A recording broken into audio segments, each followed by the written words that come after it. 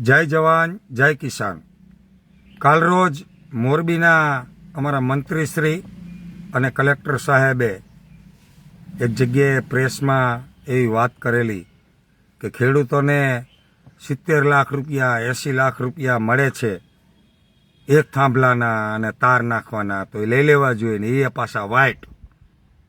આવી વાતો મીડિયાના માધ્યમથી મળેલી છે. તો હું મંત્રી સાહેબને કહેવા માગું છું, મંત્રી સાહેબ શ્રી, તમારે પણ જેતપરની અંદર ઘણી બધી જમીનો છે, ફાર્મ હાઉસો છે, સ્કૂલોમાં ભાગ છે, પ્રાઇવેટ સ્કૂલોમાં. તો ક્યાંક ને ક્યાંક તમારી પ્રોપર્ટીમાં જો વીજ લાઇનનો થાંભલો આવતો હોય તો આપ સાહેબ એનું વળતર લઈ લો. ખેડૂતો ફંડ ફાળો કરી અને 1,80,00,000 રૂપિયા તમને આપશે. આવી વાહિયાત વાતો કરી અને ખેડૂતોનું માનસિક મનોબળ તોડવાના જે પ્રયત્ન થઈ રહ્યા છે, હીન પ્રયાસ થઈ રહ્યા છે, એ બહુ અત્યંત ગંભીર અને દુઃખદાયક કહેવાય.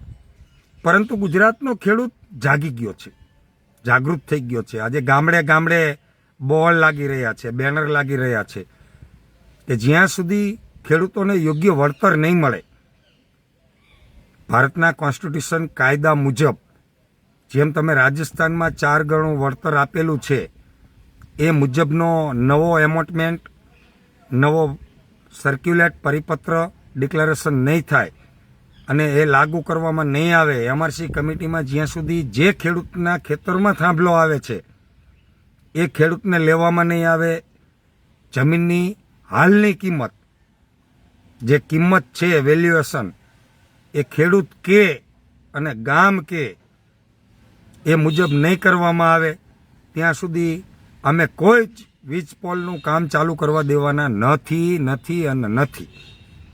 વાત રહી બીજી કે આજે એમઆરસી કમિટીઓ કરી અને ખેડૂતોના ઇન્ટરવ્યૂ લેવામાં આવે છે કે અમે રાજી છીએ.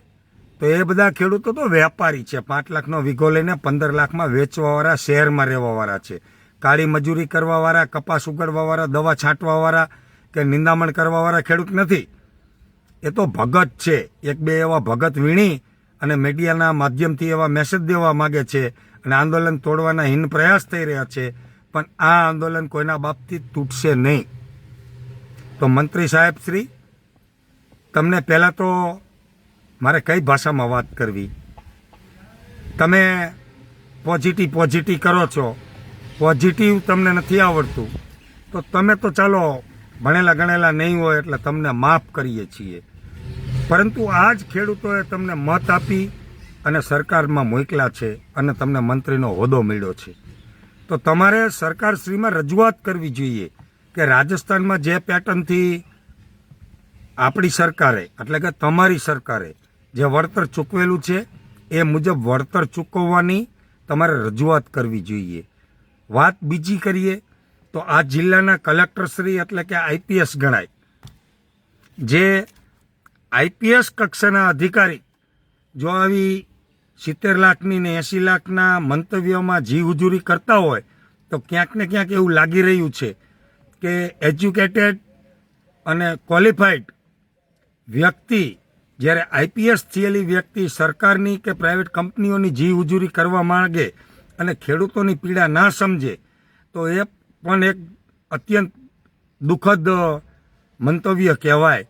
તો કલેક્ટરશ્રીને પણ નમ્ર નિવેદન છે કે સાહેબશ્રી, જેવી જ રીતે રાજસ્થાનમાં 4 ગણું વળતર ચૂકવેલું છે એવી અમારી માગણીઓ છે, જેનું અમે હજારોની જનમેદની લઈને આપશ્રીને આવેદન પણ આપી ચૂક્યા છીએ, ટ્રેક્ટર રેલી પણ કરી ચૂક્યા છીએ.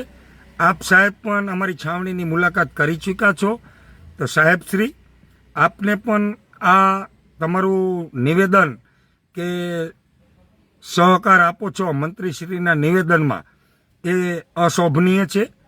એટલે આપ સાહેબ પણ યોગ્ય ટ્રેક પકડો અને ખેડૂતોની પીડા અને વેદના સમજી અને યોગ્ય નિરાકરણ માટે આપ સાહેબ યોગ્ય નિવેદન આપશો એવી આપની પાસે અભિલાષા છે.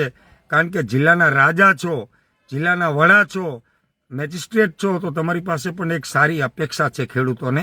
એટલે આપ સાહેબ આપના યોગ્ય સ્થાને બિરાજ્યા છો, તો યોગ્ય સ્થાનની ગરિમા જાળવી અને યોગ્ય નિવેદન આપશું એવી અપેક્ષા છે. બાકી આ અભણ ને અબુધ નેતાઓ પાસે અમને અપેક્ષા નથી. એટલે જ ગામડે ગામડે ખેડૂત જાગી ગયો છે અને સત્તા પાર્ટીને આવવા નહીં દેવાના ગામડે ગામડે જે બેનર લાગ્યા છે એ તો અભી શરૂઆત હે, પિક્ચર અભી બાકી હે.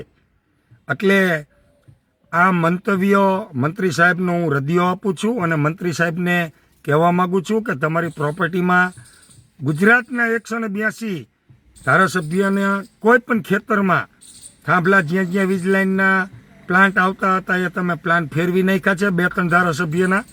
પછી હળવદના હોય કે પડધરીના હોય, રાજકોટના હોય, તો તમારી પ્રોપર્ટીની અંદર જ્યાં થાંભલો આવતો હોય અહીંયા સ્વાગત કરો અને ચેક લઈ અને એનો વિડીયો બનાવીને તમે જાહેર મીડિયામાં મૂકો.